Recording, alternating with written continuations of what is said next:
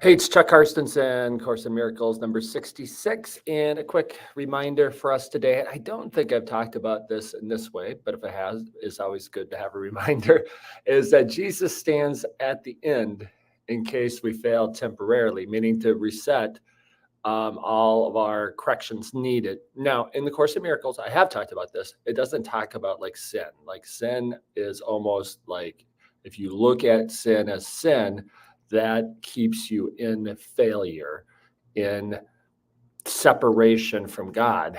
But obviously, most religions teach sin, and Jesus died on a cross to take away the sin, which I don't want to take that all away from you and be like, oh, well, what are you talking about?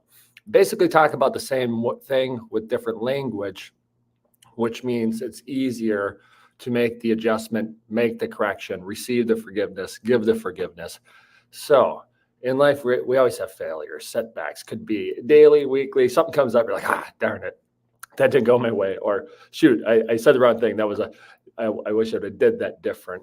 Right? You know what I'm talking about. There's the things that could be sin, but let's just say there are things that are separating us from God that we would like to correct. So we're not separated from God.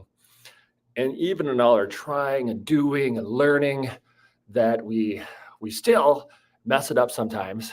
Jesus stands at the end when it's all said and done to take that away. And that's one of the reasons we're eternal. So that's one of the reasons you don't have to totally worry about being perfect, even though some people do. Like some people won't go to church today because they're like, well, I'm not perfect. Or those people in church aren't perfect. So I am going to stay home because they're going to judge me or I'm judging them. We talked about judgment recently in a video, and we don't have to do that because whatever we're not perfect at that needs correction, that we'd like to correct, or maybe we don't know we need to correct because we just thought, hey, I'm doing the way I should be doing. Jesus stands at the end in case we fail, and all failure is temporary. I don't always spell right or even speak right. So, but all failure is temporary and whatever it is. And that could be a non-spiritual thing too. We should know this, but we forget about it and then feel bad about it and have a bad day or bad week or bad life.